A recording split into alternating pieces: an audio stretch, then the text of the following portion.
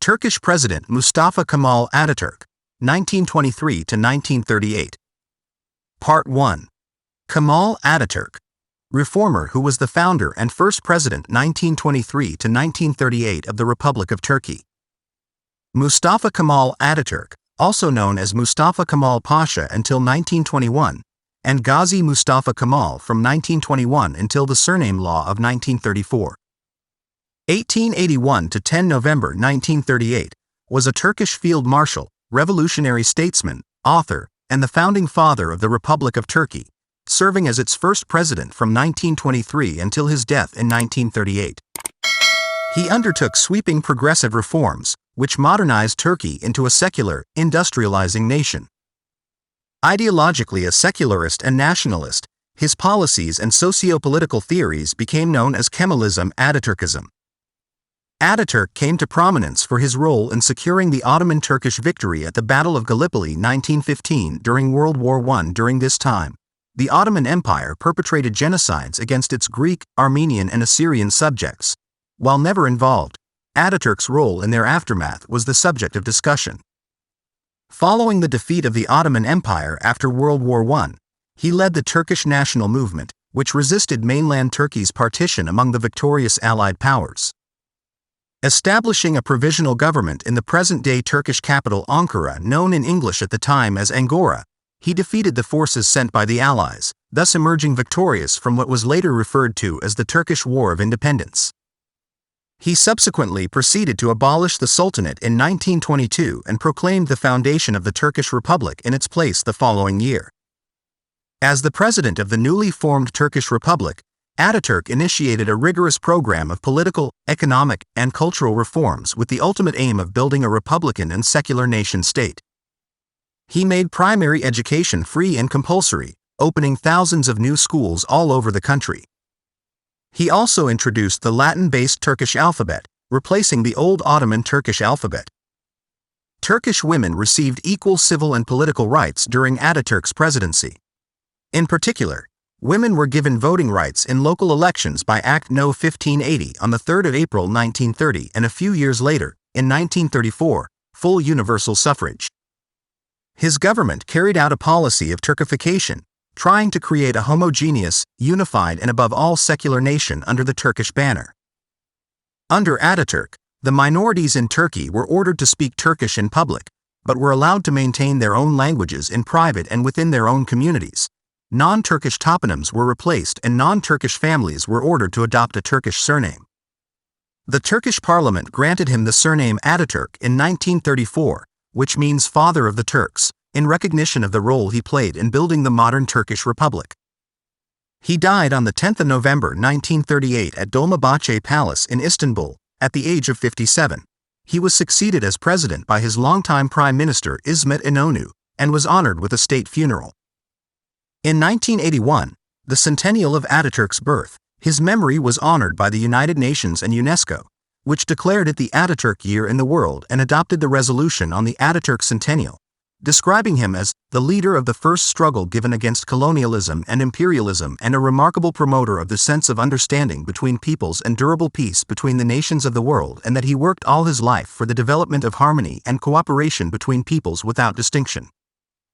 Ataturk was also credited for his peace in the world-oriented foreign policy and friendship with neighboring countries such as Iran, Yugoslavia, Iraq, and Greece, as well as the creation of the Balkan Pact that resisted the expansionist aggressions of fascist Italy and Tsarist Bulgaria. Ataturk was born Mustafa. His second name Kemal was given to him by his mathematics teacher, Captain Yuskuplu Mustafa Efendi. According to Afet İnan, his teacher gave this name in admiration of Ataturk's capability and maturity. According to other sources, his teacher wanted to distinguish Ataturk from another student who was also named Mustafa. Andrew Mango suggests that he may have chosen the name himself as a tribute to the nationalist poet Namık Kemal. According to Alkan, Ataturk seems to have embraced the name Kemal during his army years. After receiving the surname Ataturk on his first ID card in 1934, his name appeared as Kemal Ataturk, while the given name Mustafa had disappeared altogether. In February 1935, Ataturk began to use the old Turkic name Kemal. According to Terima Dergisi 1934, Kemal meant fortification, fortress, army, and shield. On the 4th of February 1935, the government's official news agency Anadolu Agency gave the following explanation. According to our intelligence, the name Kemal that Ataturk bears is not an Arabic word, nor does it have the meaning by the Arabic word Kemal, maturity, perfection. Given name, which is being retained, is Kemal, the Turkish meaning of which is army and fortress. As the circumflex accent on the final a softens the l, the pronunciation closely approximates that of the Arabic Kemal. Anadolu Agency, however, Ataturk returned to the old spelling of Kemal from May 1937 and onwards. To make a soft transition, he avoided using the name as much as he could, either by not using it at all or by signing documents as K. Ataturk. An official explanation was never given, but it is widely agreed that the issue with Ataturk's name was linked to the Turkish language reform. Ataturk was born either in the Ahmet Subasi neighborhood or at a house preserved as a museum in Islahane Street, now Apostolu Pavlo Street, in the Koka Kazım Pasha neighborhood in Salonika, Selanik, Ottoman Empire. His parents were Ali Riza Efendi, a military officer originally from Kocadzik Kokasik, title deed clerk and lumber trader, and Zubayd Hanım. Only one of Mustafa's siblings, a sister named Makbule Ataydin, survived childhood. She died in 1956. Claims and theories about Ataturk's ancestry are strikingly varied and contrasting. According to Andrew Mango, his family was Muslim, Turkish-speaking and precariously middle class. His father Ali Riza is thought to have been of Albanian origin by some authors. However, according to Fala Rifka Atay, Vamek D. Volkan, Norman Itzkowitz, Mujgan Kunber, Numan Kartal and Hassan Izzettin Dinamo, Ali Riza's ancestors were Turks, ultimately descending from Sok in Aydin province of Anatolia. His mother Zubayd is thought to have been of Turkish origin, and according to Sevket Sharia Aydemir, she was of Turkic Yorick ancestry. According to some various claims, she descended from Albanians, Macedonian Torbesi, or Muslim Bulgarians. Due to the large Jewish community of Salonika in the Ottoman period, many of his Islamist opponents who were disturbed by his reforms claimed that Ataturk had Jewish Donmi ancestors. In his early years, his mother encouraged Ataturk to attend a religious school, something he did reluctantly and only briefly. Later, he attended the Semsi Efendi School, a private school with a more secular curriculum at the direction of his father. When he was 7 years old, his father died. His mother wanted him to learn a trade, but without consulting them, Ataturk took the entrance exam for the Salonika Military School Selanik Askeri Rustayasi in 1893. In 1896, he enrolled in the Monastir Military High School in modern Bitola, North Macedonia, where he excelled at mathematics. On the 14th of March 1899, he enrolled at the Ottoman Military Academy in the neighborhood of Pengalti within the Sicily district of the Ottoman capital city Constantinople, modern Istanbul, and graduated in 1902. He later graduated from the Ottoman Military College in Constantinople on the 11th of January 1905. Shortly after graduation, he was arrested by the police for his anti-monarchist activities. Following confinement for several months, he was released only with the support of Riza Pasha, his former school director. After his release, Ataturk was assigned to the 5th Army based in Damascus as a staff captain in the company of Ali Fuat Sebasoy and Lutfi Mufit Ozdaz.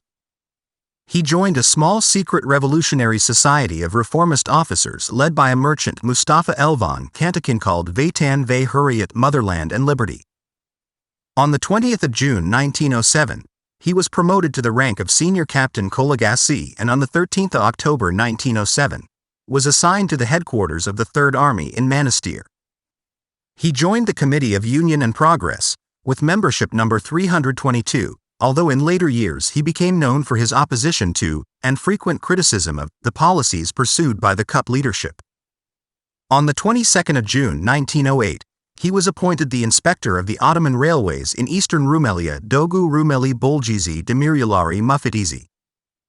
In July 1908, he played a role in the Young Turk Revolution, which seized power from Sultan Abdulhamid II and restored the constitutional monarchy. He was proposing depoliticization in the army, a proposal which was disliked by the leaders of the CUP. As a result, he was sent away to Tripolitania Vilayet, present Libya, then an Ottoman territory, under the pretext of suppressing a tribal rebellion towards the end of 1908. According to Makush, however, he volunteered for this mission. He suppressed the revolt and returned to Constantinople in January 1909. In April 1909, in Constantinople, a group of soldiers began a counter-revolution. See the 31st of March incident. Ataturk was instrumental in suppressing the revolt. In 1910, he was called to the Ottoman provinces in Albania. At that time, Isa Bultini was leading Albanian uprisings in Kosovo, and there were revolts in Albania as well. In 1910, Ataturk met with Ekrem Vlora, the Albanian lord, politician, writer, and one of the delegates of the Albanian Declaration of Independence. Later, in the autumn of 1910, he was among the Ottoman military observers who attended the Picardy army maneuvers in France, and in 1911, served at the Ministry of War Harbiye Nezareti in Constantinople for a short time. In 1911, he volunteered to fight in the Italo-Turkish War in the Ottoman Tripolitania Vilayet, present-day Libya. He served mainly in the areas near Derna and Tobruk. The invading Italian army had a strength of 150,000 men. It was opposed by 20,000 Bedouin and 8,000 Turks. A short time before Italy declared war, many of the Ottoman troops in Libya were sent to the Ottoman province of Yemen Vilayet to put down the rebellion there, so the Ottoman government was caught with inadequate resources to counter the Italians in Libya. Britain, which controlled the Ottoman provinces of Egypt and Sudan, did not allow additional Ottoman troops to reach Libya through Egypt. Ottoman soldiers like Ataturk went to Libya either dressed as Arabs, risking imprisonment if noticed by the British authorities in Egypt, or by the very few available ferries. The Italians, who had superior naval forces, effectively controlled the sea routes to Tripoli. However, despite all the hardships, Ataturk's forces in Libya managed to repel the Italians on a number of occasions, such as at the Battle of Tobruk on the 22nd of December 1911. During the Battle of Derna on the 16th to the 17th of January 1912, while Ataturk was assaulting the Italian-controlled fortress of Kasr-i-Harun, 2 Italian planes dropped bombs on the Ottoman forces. A limestone splinter from a damaged building's rubble struck Ataturk's left eye, causing permanent tissue damage, but not total loss of sight. He received medical treatment for nearly a month.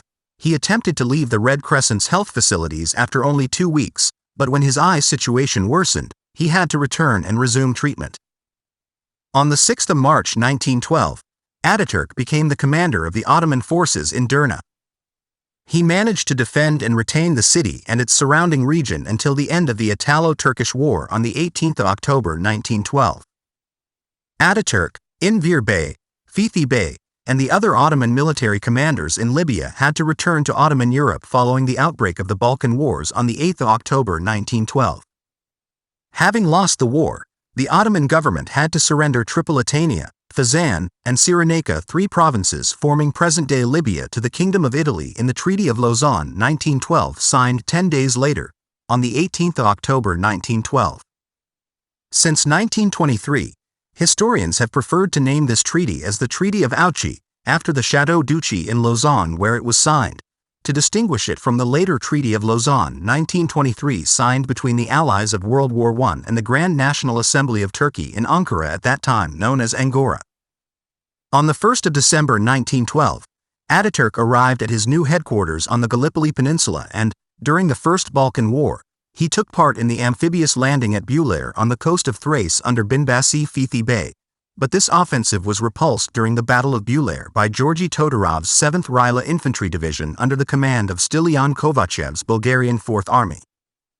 In June 1913, during the Second Balkan War, he took part in the Ottoman army forces commanded by Kaymakam Enver Bey that recovered Dimetoka and Edirne Adrianople, the capital city of the Ottoman Empire, between 1365 and 1453, thus of utmost historic importance for the Turks, together with most of eastern Thrace, from the Bulgarians.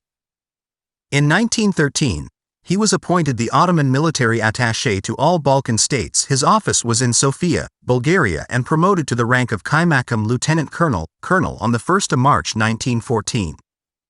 While in Bulgaria, he met with Dimitrina Kovachova, the daughter of Bulgarian General Stilian Kovachev, against whose forces he had fought during the Balkan Wars, who had recently completed her education in Switzerland during a New Year's Eve ball in Sofia and fell in love with her. The two danced at the ball and started to secretly date in the following days. Ataturk twice asked Dimitrina's parents for their permission to marry her. The second time was in 1915, during World War I, and was twice refused, which left him with a lifelong sadness. In 1914, the Ottoman Empire entered the European and Middle Eastern theaters of World War I, allied with the Central Powers. Ataturk was given the task of organizing and commanding the 19th Division attached to the 5th Army during the Battle of Gallipoli. He became the frontline commander after correctly anticipating where the Allies would attack, and held his position until they retreated. Following the Battle of Gallipoli, Ataturk served in Edirne until the 14th of January 1916. He was then assigned to the command of the 16th Corps of the Second Army and sent to the Caucasus campaign after the massive Russian offensive had reached key Anatolian cities. On the 7th of August, he rallied his troops and mounted a counteroffensive. Two of his divisions captured Bitlis and Meuse, upsetting the calculations of the Russian command. Following this victory, the Kup government in Constantinople proposed to establish a new army in Hejaz Hikaz Kuv-i Seferiyesi and appoint Ataturk to its command, but he refused the proposal and this army was never established. Instead, on the 7th of March 1917, Ataturk was promoted from the command of the 16th Corps to the overall command of the Second Army, although the Tsar's armies were soon withdrawn when the Russian Revolution erupted. In July 1917, he was appointed to the command of the 7th Army, replacing Favza Pasha on the 7th of August 1917, who was under the command of the German General Erich von Falkenhayn's Yildirim Army Group after the British forces of General Edmund Allenby captured Jerusalem in December 1917.